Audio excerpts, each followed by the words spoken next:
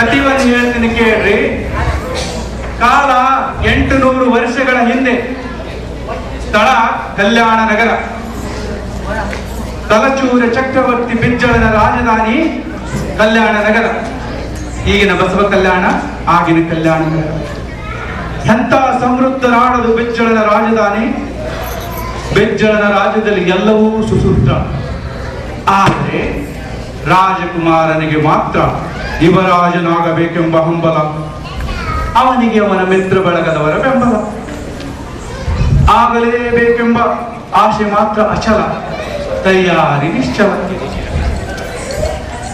ಕಲ್ಯಾಣದ ಮಹಾಮಂತ್ರಿ ಬಸವಣ್ಣನವರು ಜನಪರ ಕಲ್ಯಾಣಕ್ಕೆಂದು ಬೇರೆ ಊರಿಗೆ ಹೋಗಿದ್ದಾರೆ. ಇದೇ ಸಮಯವನ್ನು ಉಪಯೋಗಿಸಿಕೊಂಡು ರಾಜಕುಮಾರ ಹಾಗೂ ಅವನ ಮಿತ್ರರು ಪಿತೂರಿಯನ್ನು ನಡೆಸಿದ್ದಾರೆ. ಆ ಪಿತೂರಿಯೇ ಈ ನಾಟಕದ ಪೀಠಿಕೆ. ಇನ್ನೇನು ಬಸವಣ್ಣವರು ಊರಿನಿಂದ ಬಂದ್ರು ಅಂತ ಕಾಣಿಸುತ್ತೆ. ನಾನು ಬರದೆ ಹಿಂಗೆ ಸರಿದ್ದೇನೆ. ಬಸವಣ್ಣವ್ರು ಬಂದ್ರು, ಬಸವಣ್ಣವ್ರು ಬಂದ್ರು, ಬಸವಣ್ಣವ್ರು ಬಂದ್ರು.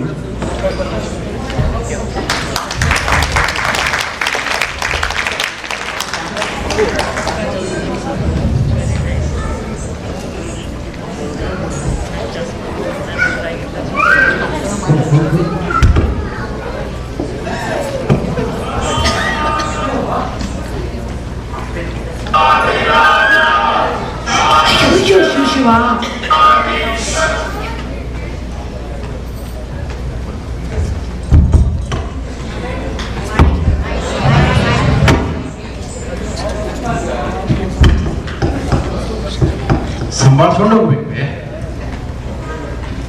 ಹೇಳ್ತೀನಿ ಅಂದ್ರೆ ಒಂದು ಮಾತು ಹೇಳ್ತೀನಿ ನೋಡಿ.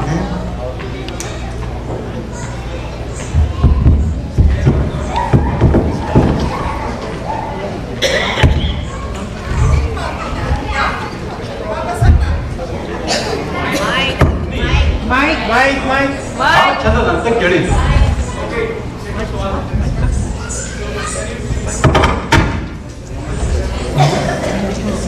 Hold the mic up.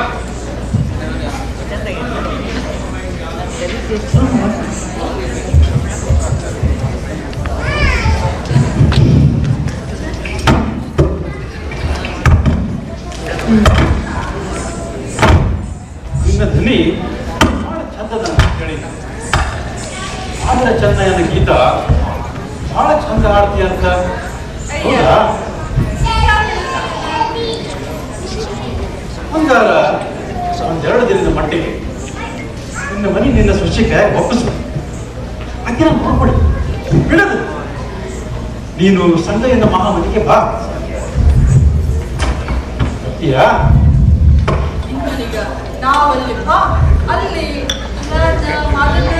ಅಂತ ಅವ್ರು ಸಂಗಾಟ ಕುಂತು ಅಲ್ಲಿ ಅವರು ಬರ್ತಾ ಹೋಗೋದೇನೋ ಕರೆ. ಆದ್ರೆ ನೀನು ನಿನಗೆ ಸರಿ ಅನಿಸ್ತಾರೆ ಕೊಡುವೆ. ಅವ್ರು ಹಾಡು ಹೇಳ್ತಾರ, ನೀವು ಹಾಡು ಹೇಳು. ಆಮೇಲೆ ನಿಮ್ಗೆ ಹೆಂಗ ಅನಿಸ್ತದ ಹೇಳು. ಆಯ್ತು.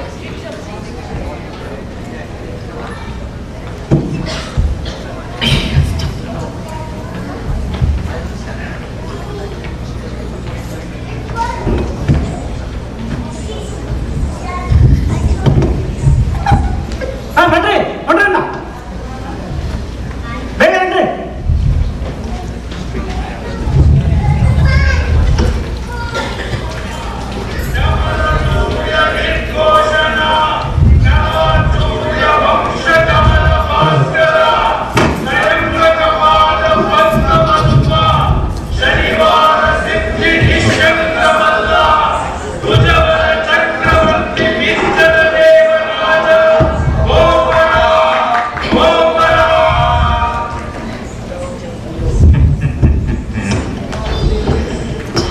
ಹೆಂಗೈತಿ ನಮ್ಮ ಹೊಸ ಬಿರುದಾವಳಿ? ತುಂಬಿ ಹಂಗದ ಧ್ವನಿ. ಆದರೂ ನಮ್ಮ ಮಹಾರಾಜರ ಪರಾಕ್ರಮವನ್ನು ಬಲ್ಲವರಿಗೆ ಸ್ವಲ್ಪ ಅನಿಸಿದರೆ ಅಕ್ಷರವೇನೂ ಇಲ್ಲ. ಸಂಸ್ಕೃತ ಅದ ನನಗೆ ಗೊತ್ತಿದ್ ನೀ ಹಂಗಂತಿ ಅಂತ. ಮೊದಲು ಹೊಸ ಶಿಲಾಶಾಸನ ಮರೆಸ್ತಿದ್ದೆ. ಅದರ ಸಲುವಾಗಿ ನಮ್ಮ ಮಂಚಂದ್ರಿ ರಚಿಸಿದ್ರು. ಸಂಸ್ಕೃತಕ್ಕಿರೋ ಗಾಂಭೀರ್ಯ ಕನ್ನಡ ಹೇಗೆ ಬಂದಿತ್ತು? ಈಗ ಬಿರುದಾವಳಿ ಬೆಳಗುವಂತ ಹೋದ್ರೆ ಒಟ್ಟಿದ್ರು ಮಹಾರಾಜರ ಶಾಸನಗಳಿಗೆ ಸಾಕಾಗಲಿಕ್ಕಿಲ್ಲ. ನಮ್ಮ ಮಹಾರಾಜರ ಸಾಮ್ರಾಜ್ಯವನ್ನು ದಿಗಂತರಾಜಗಳು ವರ್ತಿಸಲಿಕ್ಕೆ ಇದಕ್ಕಿಂತ ಒಳ್ಳೆಯ ಪ್ರಚೋದನೆ ಇನ್ಯಾವುದು? ಚೋಳ ಪಾಂಡ್ಯರ ರಾಜ್ಯದಲ್ಲಿ ಅವರ ಸಂಸ್ಕೃತಿಗಿಂತ ಹೆಚ್ಚಾಗಿ ಅವರ ಶಿಲೆಗಳ ಸಲುವಾಗಿ ಹೆಸರಾಗಿರುವುದು ನನಗೆ ಅನುಕೂಲವೇ.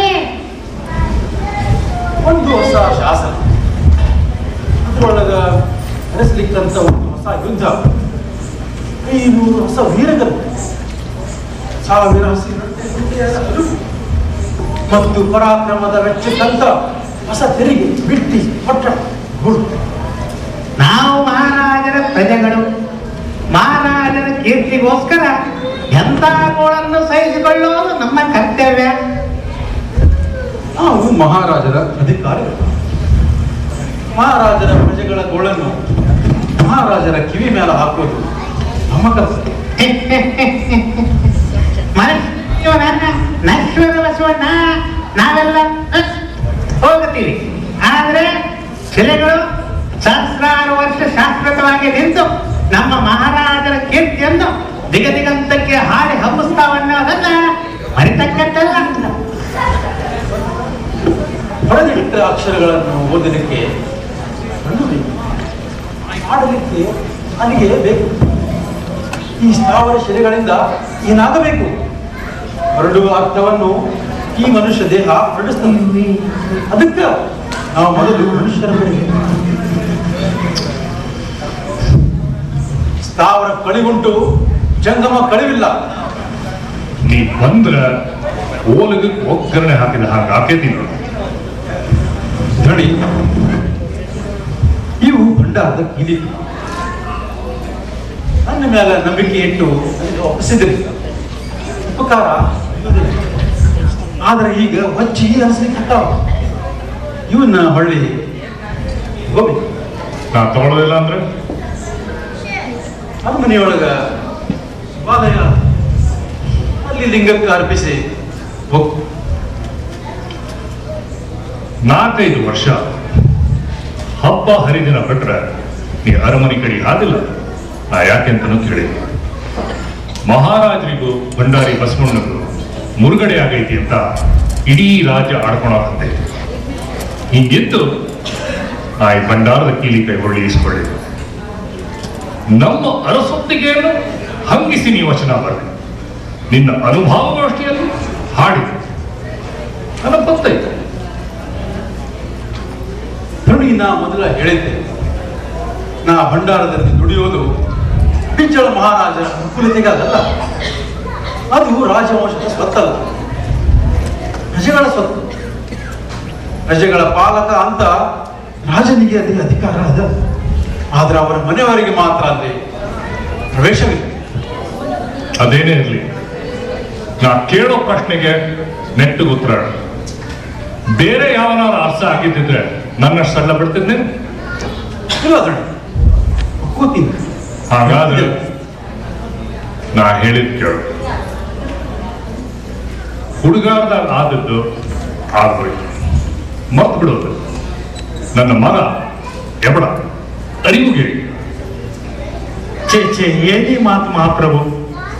ನಿನಗನಿಸಿದ್ರೆ ಹೇಳು, ಈಗಲೇ ಅವನ ಕಟ್ಟನ್ನ ನಿನ್ನ ಕಾಲ ಚಲ್ತೀನಿ. ನಾನು ರಾಜ್ಕುಮಾರನ ಮಾತ್ರ ಯಾಕೆ ದೂರಲಿ? ಅನುಭವ ಗೋಷ್ಠಿನೂ ಅರಿಲಿಕ್ಕೆ ಆಗ್ತದೆ. ಇನ್ನು ಮೇಲೆ ಅದಕ್ಕೆ ಅರ್ಪಿಸಿಕೊಳ್ಳೋಣ ಅಂತ. ನನಗೆ ಸೇರೋದಿಲ್ಲ ಅಂದ್ರೆ ಹೇಳು. ರಾಜ್ಕುಮಾರ ಜನರು ನನ್ನ ಮಗನನ್ನ ಯುವರಾಜ ಅಂತ ಕರೆದರೆ ರಾಣಿ ರಂಭಾವತಿಗೂ ತೃಪ್ತಿಯಾದಿತ್ತು, ನನಗೂ ನೆಮ್ಮದಿಯಾದಿತ್ತು. ಇದು ಇಡೀ ಆಸ್ಥಾನಕ್ಕೆ ಗೊತ್ತಿದ್ದ ಮಾತು. ಮಹಾರಾಜರು ರಾಜಕುಮಾರರಿಗೆ ಯುವರಾಜ ಪಟ್ಟ ಕಟ್ಟಿದ್ದು ಗೊತ್ತಿದೆ. ಕಟ್ಟಿಲ್ಲ ಮಾರಾಯ, ಕಟ್ಟಿಲ್ಲ. ಕಟ್ಟಿದ್ರೆ ನನ್ನ ಹುಡುಕಿ ಹುಡುಗರು ಕೆಳೆಯ ನಾಳೆ ಹರ್ಕೊಡ್ಬೇಕಾದ್ರೆ ನನ್ನ ಮ್ಯಾಗ. ಆದ್ರೆ ರಾಜಧಾನಿಯಾಗ ಒಬ್ಬನ ರಾಜಪುತ್ರ ಇದ್ದಾಗ ಅವರನ್ನ ಯುವರಾಜ ಅಂತ ಕರೆಯುವುದು ಒಂದು ಪದ್ಧತಿ. ಹೊಸ ಪದ್ಧತಿ ಇದ್ದಿದ್ದು ಮಹಾಸ್ವಾಮಿ. ನಾನಿನ್ನು ಮತ್ತೆ ಶುರು ಮಾಡ್ತೀನಿ ಈಗ. ಇಲ್ಲ, 15 ವರ್ಷದ ಹಿಂದೆ ನಾವು ಇದರ ಬಗ್ಗೆ ಸಾಕಷ್ಟು ಚರ್ಚೆ ಮಾಡಿ ಆ ಪಲ್ಲ ಈಗ ಮತ್ತೆ ಹಾಡುವುದಿಲ್ಲ. ಆದರೆ ಯುವರಾಜ ಅನಿಸಿಕೊಳ್ಳುವ ವ್ಯಕ್ತಿಗೆ ಕೆಲವು ಹೊಣೆಗಾರಿಕೆ ಇರ್ತಾವೆ.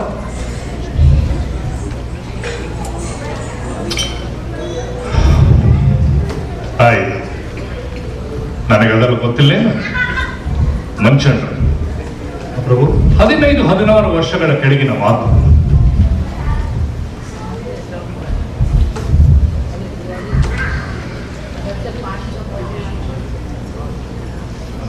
ನಾಗೆ ಕಣ್ಣಿಟ್ಟು ನೋಡಿದವ ಬಸವಣ್ಣ. ಅವನ ಶರಣರು ತಾಯಾಣೆ ಹೇಳ್ತೀನಿ, ಅವರು ಮಾತಾಡಿದರೆ ನಾನು ಒಬ್ಬ ಮನುಷ್ಯ ಅನ್ನಿಸ್ತಾ ಇದ್ದೀನಿ. ಜಾತಿ ಪದ್ಧತಿಯನ್ನು ಈ ನಾಡಿನಿಂದ ಸವರಿ ಬಿಡ್ತೀನಿ ಅಂತಾನೆ. ಎಂಥ ಕನಸದು, ಎಂಥ ಎದೆಗಾರಿಕೆ. ಆಟ ಅಲ್ಲ, ತನ್ನ ಸುತ್ತಮುತ್ತ ಎಂತೆಂಥ ಮಂದಿನ ಕೂಡಿ ಹಾಕಿ ಅಂದಿ. ಅಲ್ಲಮ್ಮ, ಅವ ಮಾತಾಡೋದು ಕೇಳಿಲ್ಲ.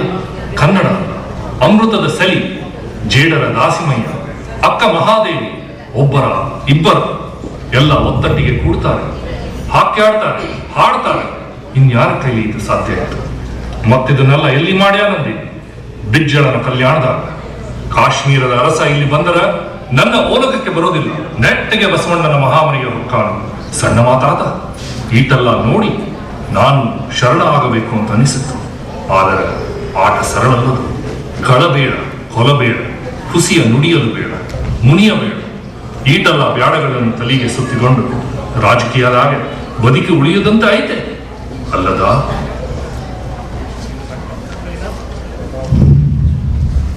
ಆ ಮಾತು ಅಲ್ಲಿಗೆ ಬಿಡಿ. ಇನ್ನೊಂದು ವಿಷಯ, ಆಗ ನಾನು ಚಾಲುಕ್ಯರ ಸಾಮಂತನಾಗುವುದೇ ಮನುಷ್ಯ ಜನ್ಮದ ಪರಮೋಚ್ಚ ಸಾಧನೆ ಅಂತ ನಂಬಿ ಆ ಅರಗೊಡ್ಡಿ ಚಕ್ರವರ್ತಿ ಕೈ ಕಡೆಗೆ ದುಡಿತಿದ್ದೆ. ಆಗ ಬಸವಣ್ಣ ಮಂಗಳವಾಡ್ಲಿಕ್ಕೆ ಬಂದ. ಇನ್ನೂ 20 ತುಂಬಿರಾಗಿಲ್ಲ.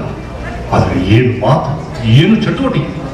ಆಗಲೇ ಅಂತಿದ್ದ, ರಾಜ್ಯಭಾರ ಎಂಬುದು ಕಾಯಕ, ಅದಕ್ಕೆ ವಂಶ ಇದ್ದರೆ ಸಾಲದು, ಯೋಗ್ಯತಾ ಬೇಕು ಅಂತ. ಬಸವಣ್ಣ ಕರೆ ನೀಡಿ ಎಂದು ಆ ಮಾತು ಆಡದೆ ಹೋಗಿದ್ದರೆ ಆ ಚಾಲುಕ್ಯರ ಕೈಯಾಗಿಂದ ಈ ಪಟ್ಟ ಕಸ್ಕೊಂತಿದ್ದಿಲ್ಲ, ಕಲ್ಯಾಣದ ಚಕ್ರವರ್ತಿ ಆಗ್ತಿದ್ದಿಲ್ಲ. ನಾನು ಯಾವ ಅರ್ಥದಲ್ಲಿ ಅಂತೂ ಆ ಮಾತು ಆಡ್ತಿದ್ನೋ, ನೀವು ಯಾವ ಅರ್ಥದಲ್ಲಿ ಅದನ್ನ ತಿಳ್ಕೊಂಡಿರೋ ಹೋಗ್ಲಿ. ಆದ್ರೆ ಅದರ ಮಾತನ್ನ ಇವತ್ತು ನಿಮ್ಮ ಮಗನ ಬಗ್ಗೆ ಆಡಿದಾಗ ಧಿಕ್ಕರಿಸ್ತೀನಿ. ಯಾಕಂದ್ರೆ ಅವ ನನ್ನ ಮಗ.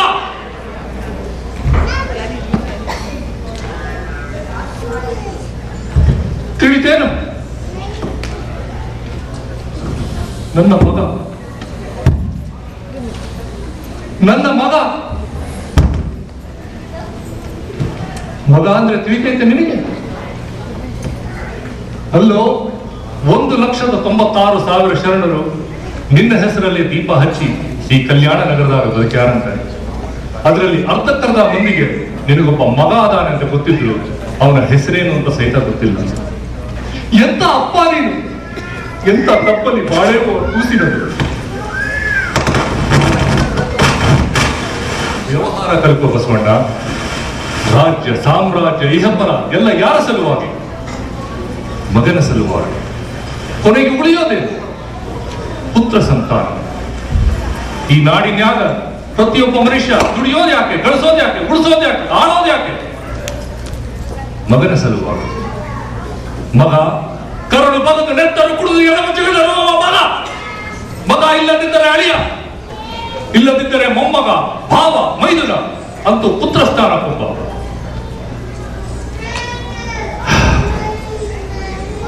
ಅದಕ್ಕ ಅಲ್ಲಮ್ಮ ಪ್ರಭು ಹೋದ ಗಳಿಗೆ ನಿನ್ನ ಶರಣರೆಲ್ಲ ಸೇರಿ ಶೂನ್ಯ ಸಿಂಹಾಸನಕ್ಕೆ ಯಾರನ್ನ ನಡೆಸಿದರು? ನಿನ್ನ ಅಳಿಯನ್ನ. ಚನ್ನ ಬಸವಣ್ಣನ ಯೋಗ್ಯತಾ ಏನದ ಅಂತ ನನಗೂ ಗೊತ್ತದ, ನಮ್ಮ ಉಳುಕಿ ಶರಣರಿಗೂ ಗೊತ್ತದ. ನಮ್ಮ ಶರಣರಲ್ಲಿ ತಂದೆ ಅಂತಿಲ್ಲ, ಮಗ ಅಂತಿಲ್ಲ. ಗುರು ಮೆಚ್ಚಿ ದೀಕ್ಷಾ ಕೊಟ್ಟಾಗ ಅದೇ ಜನ್ಮ.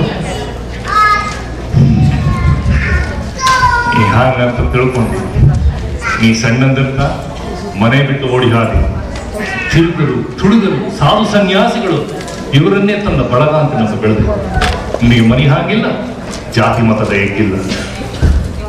ಆದರೆ ನಿನ್ನ ಶರಣರು ಹಾಗಂತ ತಿಳ್ಕೊಬೇಡ ತಮ್ಮ. ನೀರಿನಲ್ಲಿ ಮೀನು ಈಸಿಯಾಡಿದಾಗ ಅವರೆಲ್ಲ ನೆಂಟರು, ಇಷ್ಟರು, ಬೀಗರು, ಬಂಧುಗಳು ಇದರಲ್ಲೇ ಈಸಿಯಾಡಿ ಬದುಕಿದವರು. ಅವರಿಗೆ ಖರೇನ ಜಾತಿ ಬಿಡಿಸಿದ್ರೆ ಉಸುರು ಕಟ್ಟಿ ತಳಮಳ ಒತ್ತಾಡಿ ಕೊಟ್ಟಾಕಂದಾರು.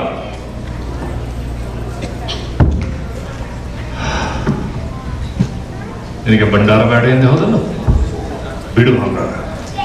ಕೊಡುವಿತ್ತಾಯ ಕಿಲಿಗೆ ಬೆಲೆ ಇರುವುದು ನಂಟಿಗೆಲ್ಲ ದಡಿ, ಅದರ ಹಿಂದೆ ಬಿಡಿಯೋ ಅಕ್ಕರತ್ತಿ. ಚೋವಿದೇವ ರಾಜಕುಮಾರರು ನನ್ನ ಮೇಲೆ ಈ ಹರಲಿ ಯಾಕೆ ಹೊರಸಾರ ಅಂತ ನನಗೆ ಗೊತ್ತಲ್ಲ. ಅವರಿಗೆ ನಿಮ್ಮ ಕಡೆಯಿಂದ 2 ಮೆಚ್ಚುಗೆಯ ಮಾತು ಕಳಿಸಿರಬೇಕಾಗಿತ್ತು. ಅದರ ದುರಾದೃಷ್ಟ ಎಡೆಗೆ ಬಿದ್ದರು.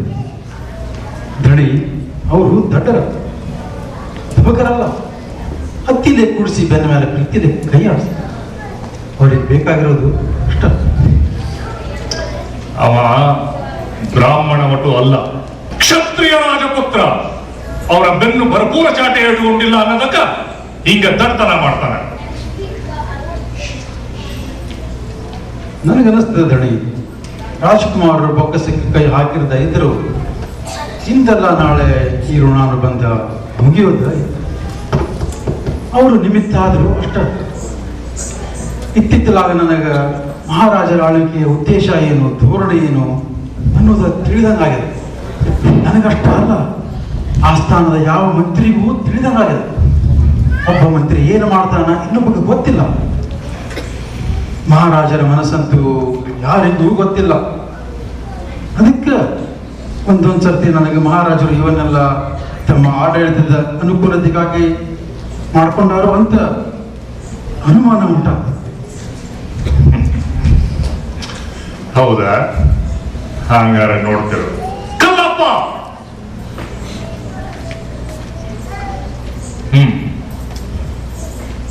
ನಾನದರಲ್ಲಿ ಬರ್ರಿ, ಲಘು ಬರ್ರಿ. ಪ್ರಸಂಗ ಪ್ರಸಂಗ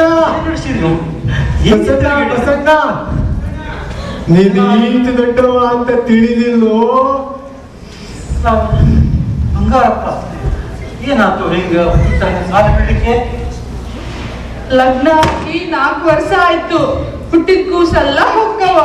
ಒಂದರಿ ಕೂಸು ಉಳಿಸ್ಕೊಡು ಬಸಣ್ಣ.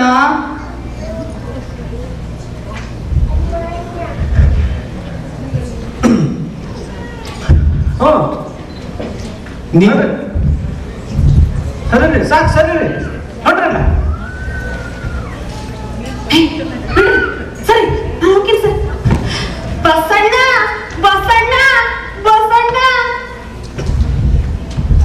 ಏನು ವಿಚಾರ ನಡ್ತವ? ನೀನಾದ್ರೂ ಹೇಳ್ತೀಯಾ? ನಿನಗ್ ಗೊತ್ತಿಲ್ಲ ಅಂತದ್ ಏನಾಯ್ತು ಬಸಣ್ಣ? ಪವಾಡ ಮಾಡ್ದವ ನೀನ. ಪವಾಡ? ನಾ ಪವಾಡ ಮಾಡಿದ್ನ? ಇದೆಂತ ಮಾತಾಡುವ? ನೀನು ಶಿವ ಮಾಡ್ದ ನಿಂದೆಸಿಂದ. ನೀ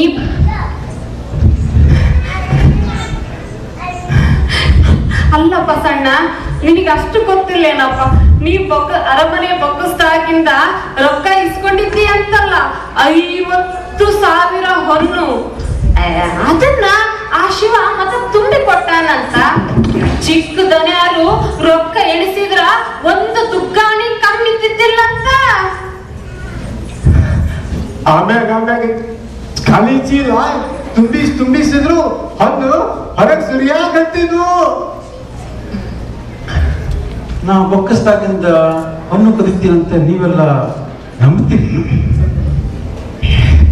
ಹಾಂಗಲು ಪ್ರಸಾದಕ್ಕೆ, ದಾಸೋಹಕ್ಕೆ, ಶರಣರ ಸಲುವಾಗಿ ಸ್ವಂತ ವೆಚ್ಚಕ್ಕಲ್ಲು ಬಸಣ್ಣ, ದೇವರ ಕೆಲಸಕ್ಕ. ಇದ್ರ ರಾಜ್ಕುಮಾರ್ ಅಂದಂಗ ನಾ ಖರೇನ ಕಳ್ಳ ಅಂತೀರ? ಅಯ್ಯೋ, ಹಿಂಗ್ಯಾಕಂತೀಯಪ್ಪ ಬಸಣ್ಣ? ನಿನ್ನಂತ ಪುಣ್ಯವಂತಗ ಕಳ್ಳ ಪಟ್ಟಿಂಗ ಅಂತಂದ್ರ ನನ್ನಾಗಿ ಬಿಟ್ಟು ಹೋಗ್ಲಿ. ಹಿಂಗ ಅಣಕಿಸ್ಬೇಡ ನಮ್ಮನ್ನ.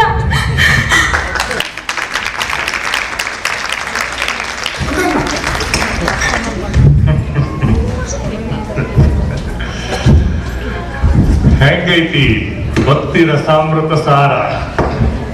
ಸ್ವಾಮಿ ಏನಿದೆ? ಇಂದ್ರವರೇಣ್ಯರು ಭೂಲೋಕಕ್ಕೆ ಬರಬೇಕಾದ್ರೆ ಹೋಮ ಹವನ ಆಗಬೇಕು, ಕರ್ಮ ಕಾಂಡ ಆಗಬೇಕು. ಎಲ್ಲಿ ನೋಡಿದ್ರೆ ಭಕ್ತಿಯ ಬೆರಗಾಳಿಯೇ ಬೀಸಕತ್ತದಪ್ಪೆ, ಎಲ್ಲಿ ನೋಡಿದ್ರು ಪವಾಡಗಳ ಹಾವಳಿ. ಭಕ್ತ ನಟರು ಪವಾಡ, ಭಕ್ತ ನಟರು ಪವಾಡ. ದೇವರಿಗೆ ಬೇರೆ ಕೆಲಸನೇ ಇಲ್ಲಪ್ಪ. ನಿನ್ನ ಶರಣ ಸಮಾಜಕ್ಕೆ ಭಕ್ತಿ ಭಂಡಾರಿ ಬಸವಣ್ಣ ಬೇಕು, ನೀನು ಪವಾಡ ಪುರುಷ ಬಸವಣ್ಣ ಆಗೋದು ಬೇಕು. ಅದರ ಸಲುವಾಗಿ ನಿನ್ನನ್ನು ಕಳ್ಳ ಬಸವಣ್ಣ ಅಂತ ಕರೆಯಾಕೋ ಹಿಂದೆ ಮುಂದೆ ನೋಡಾಕಿಲ್ಲ. ನಾಳೆ ಇದಾ ಮಂದಿ ನೀ ಶಿವಪ್ರಸಾದಿ ಅನ್ನೋದನ್ನ ಕರೆ ಮಾಡಿ ತೋರ್ಸಾಕ ನಿನ್ನನ್ನು ಕೊಲೆಗಡಕ ಬಸವಣ್ಣ ಅಂತ ಕರೆದರೆ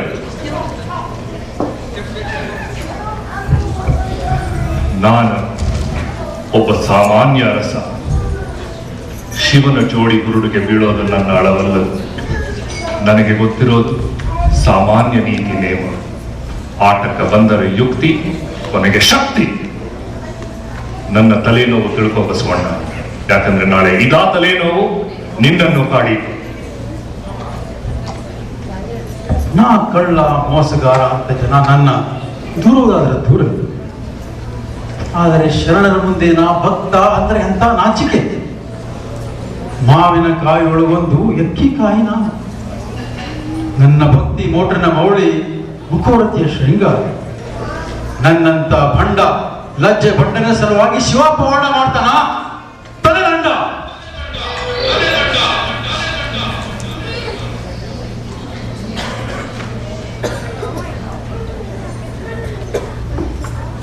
ಮಹಾರಾಜರು ಒಪ್ಪಣೆ ಕೊಡು.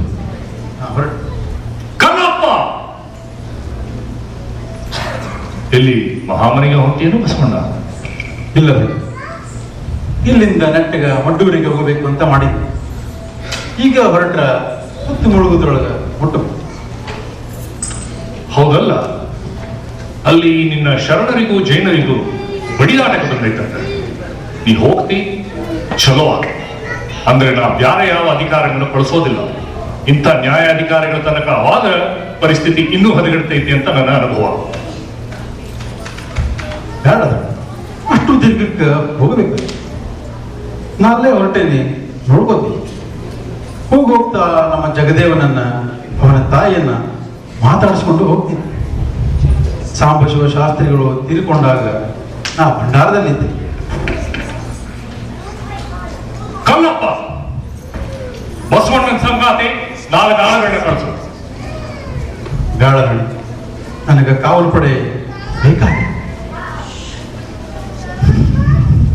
ಹೊರಗೆ ಅಂಗಳದಾಗೆ ನಿನ್ನ ಭಕ್ತರು ಹೆಂಗೆ ಕಿಕ್ಕಿರ್ದು ತುಂಬ್ಯಾರ ಗೊತ್ತಿಲ್ಲ ನಿನಗೆ. ಪವಾಡ ಪುರುಷನ ಆಶೀರ್ವಾದಕ್ಕೆ ಹಂಬಲಿಸಿ ಬಂದಾರ. ಅವರು ಮುಗಿಬಿದ್ದು ನಿನಗೇನಾರ ಹೆಚ್ಚು ಕಮ್ಮಿ ಆದ್ರೆ ಮತ್ತೊಂದು ಪವಾಡ ನನ್ನ ಕೊಳ್ಳಿಗೆ ಬಿದ್ದಿತ್ತು. ನೋಡಿ, ನೋಡಿ. ಹೊರಟು.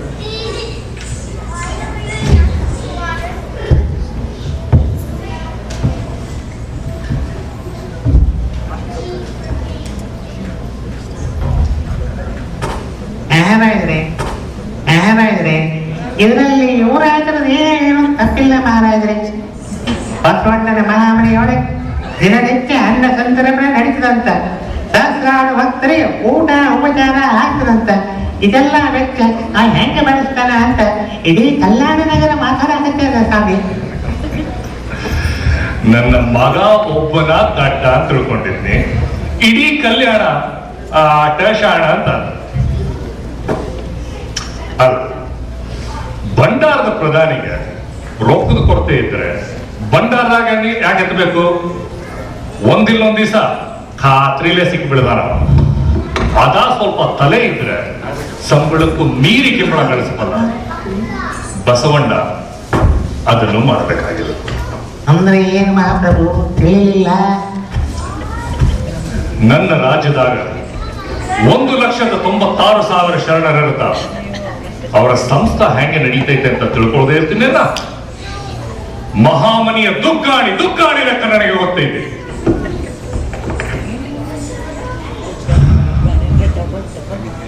ನಾನು ತಂದಾಗಿನ 10 ವರ್ಷದಾಗೆ ಕಲ್ಯಾಣ ನಗರ ಹಿಂಗೆ ಅಡ್ಡಾದಿಡ್ಡಿ ಬೆಳೆದೈತಿ ಯಾಕಂತ ತಿಳ್ಕೊಂಡ್ರಿ ನನ್ನ ಸಂಗಾಟ ಬಸವಣ್ಣ ಬಂದ.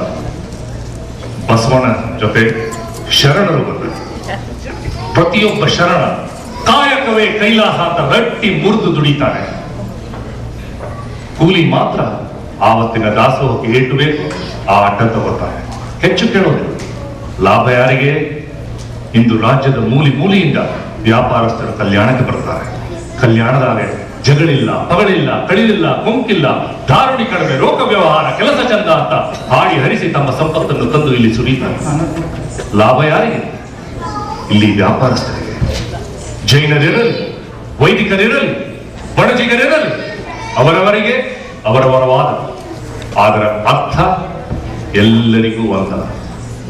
ಅದಕ್ಕ ಅವರ ಮಹಾಮನಿಗೆ ಕೈ ತುಂಬ ಕಾಣಿಕೆ ಕಳಿಸ್ತಾರೆ. ಈತ ಸೈತ ತಿಳಿಯೋದಿಲ್ಲ ನನ್ನ ಮೂರ್ಖ ಮಗನಿಗೆ.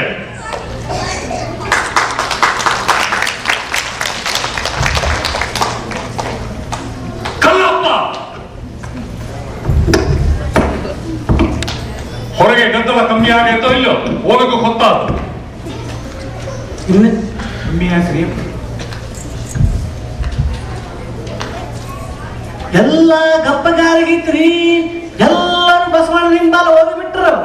ನೊಣ ಹೊಡಿಲಾಗ ಬೇಕಂದ್ರೆ ಒಬ್ಬ ಉಳ್ದಲ್ರಿ ಒಳಗದಾಗ.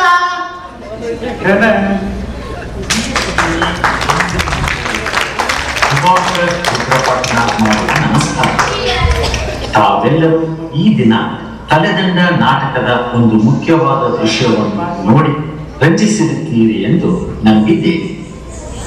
2 ತಿಂಗಳ ಹಿಂದೆ ಶ್ರೀ ಯುವರಾಜ್ ಪಾಟೀಲರು ನನಗೆ ದೂರವಾಣಿ ಮಾಡಿ ಈ ನಾಟಕವನ್ನು ನಿರ್ದೇಶಿಸುವುದರ ಜೊತೆಗೆ ಒಂದು ಮುಖ್ಯವಾದ ಪಾತ್ರವನ್ನು ವಹಿಸಲು ಕೇಳಿಕೊಂಡರು.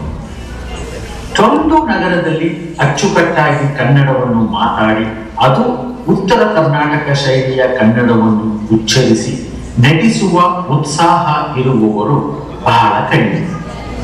ಇದರ ಜೊತೆಗೆ ಸಮಯದ ಅಭಾವದಿಂದ 3 ಅಂಕದ 16 ದೃಶ್ಯವುಳ್ಳ 3 ಗಂಟೆಗೂ ಮೀರಿದ ತಲೆದಂಡ ನಾಟಕವನ್ನು ಅರ್ಧ ಗಂಟೆಯಲ್ಲಿ ಪ್ರದರ್ಶಿಸುವುದು ಕಷ್ಟಕರದ ಪ್ರಯತ್ನ. ಅಲ್ಲದೆ 27 ಮುಖ್ಯ ಪಾತ್ರಗಳು ಮತ್ತು 20ಕ್ಕೂ ಮೀರಿದ ಗುಂಪು ಪಾತ್ರಗಳನ್ನು ಒಂದೆಡೆ ಸೇರಿಸಿ ತರಬೇತಿ ಕೊಟ್ಟು ಒಮ್ಮೆಲೆ 50 ಮಂದಿಯನ್ನು ರಂಗಮಂಚದ ಮೇಲೆ ತರುವುದು ಒಂದು ದೊಡ್ಡ ಸವಾಲಾಗಿತ್ತು. BSNA ಕಾರ್ಯಕಾರಿ ಸಮಿತಿಯ ಸದಸ್ಯರ ನಂಬಿಕೆ, ಛಲ, ಆತ್ಮವಿಶ್ವಾಸ, ಪ್ರೋತ್ಸಾಹ ಹಾಗೂ ನಾಟಕ ತಂಡದ ಶ್ರಮ ನನ್ನನ್ನು ತಲೆದಂಡ ನಾಟಕದ ಒಂದು ಮುಖ್ಯವಾದ ದೃಶ್ಯವನ್ನು ಆಯ್ದು ನಿರ್ದೇಶಿಸುವುದಕ್ಕೆ ಉತ್ತೇಜಿಸಿತು. ಆಶ್ಚರ್ಯದ ವಿಷಯವೆಂದರೆ 80% ಪಾತ್ರಧಾರಿಗಳು ಮೊದಲ ಬಾರಿಗೆ ರಂಗಮಂಚದ ಮೇಲೆ ನಟಿಸಿರುತ್ತಾರೆ. ಕೆಲವರು ಸಂಭಾಷಣೆಯನ್ನು ಕನ್ನಡವಲ್ಲದೆ ಬೇರೆ ಭಾಷೆಯಲ್ಲಿ ಬರೆದು ಅಭ್ಯಾಸ ಮಾಡಿರುತ್ತಾರೆ. ಇನ್ನು ಕೆಲವರು ಕೇವಲ 2 ಅಥವಾ 3 ರಿಹರ್ಸಲ್ಗೆ ಮಾತ್ರ ಬಂದು ಧೈರ್ಯವಾಗಿ ನಟಿಸಿ ಮೆಚ್ಚುಗೆ ಗಳಿಸಿರುತ್ತಾರೆ. ಒಟ್ಟಿನಲ್ಲಿ ಎಲ್ಲರನ್ನೂ ಪ್ರತಿ ಭಾನುವಾರ 2 ತಾಸು ಅಭ್ಯಾಸ ಮಾಡಿಸಲು ಪಟ್ಟ ಶ್ರಮ ಇಂದು ಫಲ ನೀಡಿದೆ ಎಂಬುದಕ್ಕೆ ನಿಮ್ಮಗಳ ಮೆಚ್ಚುಗೆಯೇ ಸಾಕ್ಷಿ.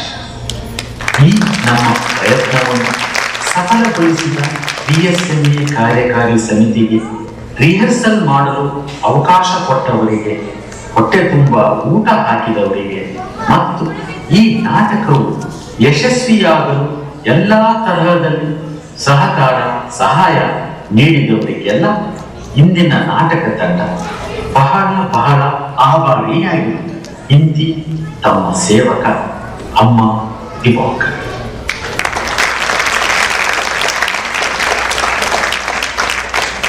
ಈಗ ಪಾತ್ರ ಪರಿಚಯ. ಮೊದಲು ಅಣ್ಣ ಬಸವಣ್ಣ ಗಂಗಾಧರ್ ಅಂಬ್ಲಿ, ಕಲ್ಲಪ್ಪ ಮಲ್ಲಿಕಾರ್ಜುನ್ ಮಡಪು,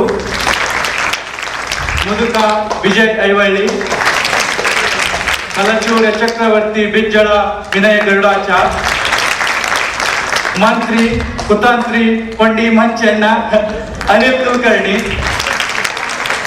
ಹೆಂಗಸು ಮತ್ತು ಮುದುಕಿ ಜಯಶ್ರೀ ಕೊಠಾವಳೆ, ರಂಗಕ್ಕ ಪಾರ್ವತಿ ಮಳೆಮಠ್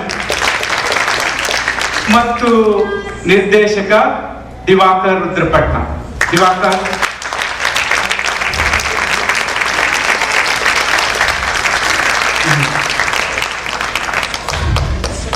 ಜನ ಬಂದೆ. Okay, so lighting Shashi Gowdakaur, stage Mahesh Ranebennur, audio mixing Srikesh and ಜನ ಕಮಲಾ ಶಂಕರ್, ರಾಧಿಕಾ ರುದ್ರಪಟ್ನ, ಪ್ರೇರಣಾ ಪಾಟೀಲ್, ನೀತಾ ಕುಲಕರ್ಣಿ ಇತರರು. Usha Yes. Okay. You put the mic. Nobody. You didn't hear. Okay.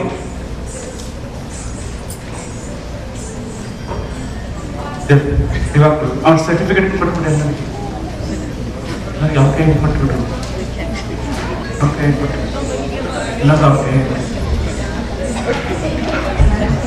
ಇಲ್ಲ ಬರೀ ಅವ್ರು ಪೇ ಪಟ್ಬಿಟ್ಟಿರ್ತೀವಲ್ಲ.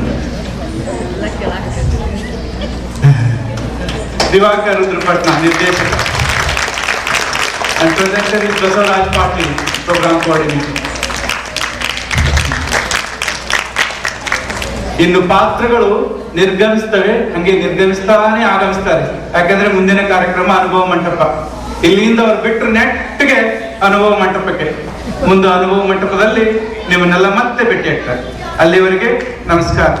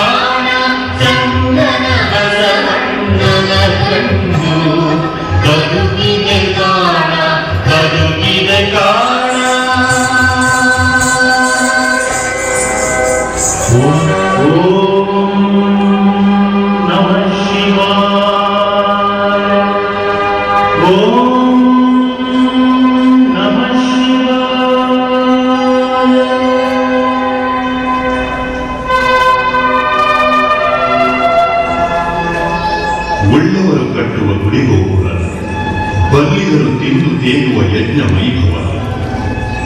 ಉಳ್ಳವರು ಕಟ್ಟುವ ಗುಡಿಗೋಪುರ, ಕಷ್ಟಗಳ ಆಸೆ, ಅನಿಷ್ಟಗಳ ಹೊರೆದು ಕನಿಷ್ಠಕ್ಕೆ ಕಡಿಯಾದ ಈ ಜನ ಅಪ್ಪಟ ಈ ನೆಲದ ನಮ್ಮ ಜನ ಕಂಡಂತೆ ಕಡಿದು ಪೂಜಿಸುತ್ತಾ ಕುಡಿದು ತುಳಿದಾಡಿ ತೊನೆಯುತ್ತಾ ಬೆಳಕ ಕತ್ತಲವೆಂದು ಕತ್ತಲವ ಬೆಳಕೆಂದು ದಿನಗಳೆಣಿಸೆಣಿಸಿ ಆಯುಷ್ಯ ಕಳೆಯುವುದ ಕಂಡು ಕರುಣಾಳು ಸಿದ್ಧ ಮರಳು ಸಿದ್ಧ.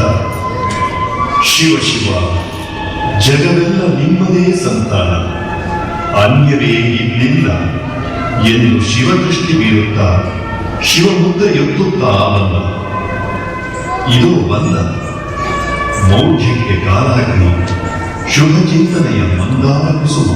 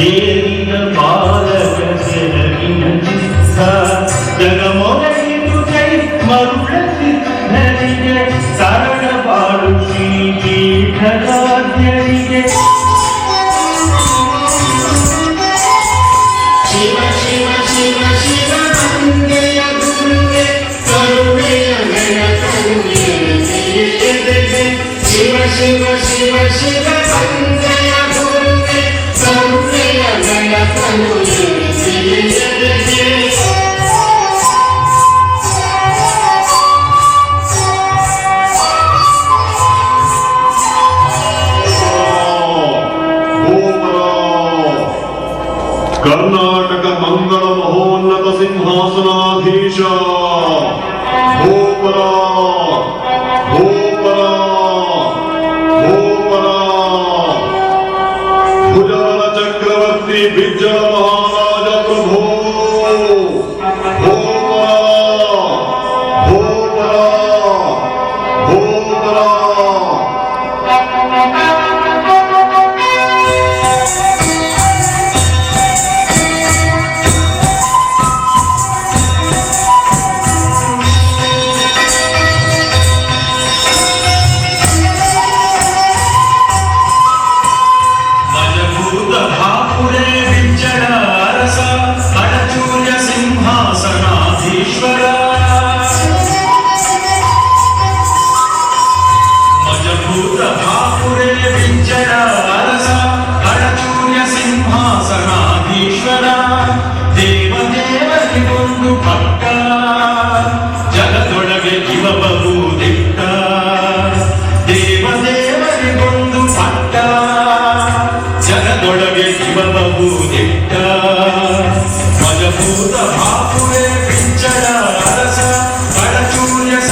ಸಿಂಹಾಸನಾಧೀಶ್ವರ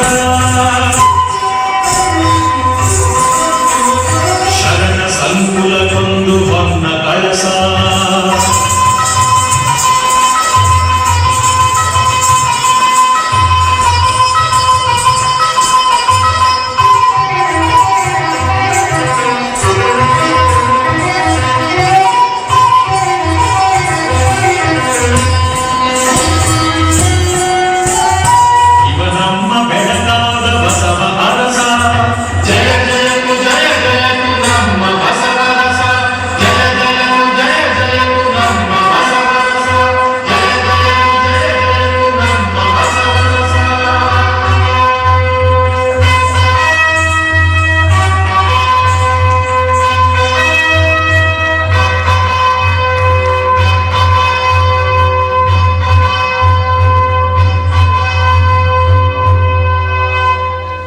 ಕಲ್ಲು ಮಣ್ಣು ಕೂಡಿದರೆ ಮನೆ ಗುಡಿ ಬಿಡಾರ. ಅನುಭವದ ನುಡಿ ಮಳೆಗರೆದರೆ ಅನುಭವದ ಮಹಾಮಂಟಪ. ಕರ್ಮ ಕಾಯಕವಾಗಿ, ಭಕ್ತಿ ಕೊನೆವಾಗಿ, ಜ್ಞಾನ ತಿಳಿವುವಾಗಿ, ತ್ರಿವಿಧ ದಾಸೋಹ, ಪಂಚಾಚಾರ ಷಟ್ಸ್ಥಳಗಳ ಪ್ರತೀಕವಾಗಿ, ಶರಣ ಮಂಟಪವಾಗಿ ಮಾಡಗೊಳ್ಳುವ ಮಂಟಪ ಅನುಭವ ಮಂಟಪ.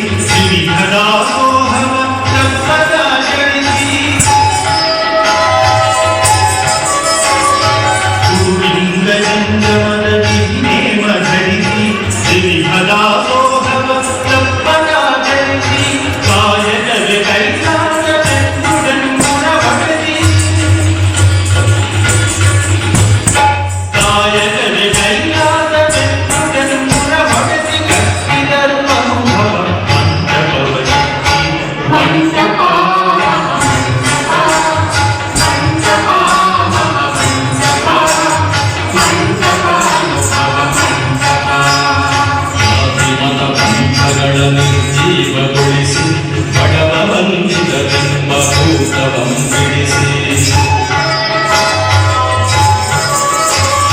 ಜಾತಿ ಮತ ಪಂಥಗಳ ನಿರ್ಜೀವಗೊಳಿಸಿ ಬಡವ ಬಂದಿದರೆಂಬ ಭೂತವಂ ಬಿಡಿಸಿ ಜ್ಞಾನದ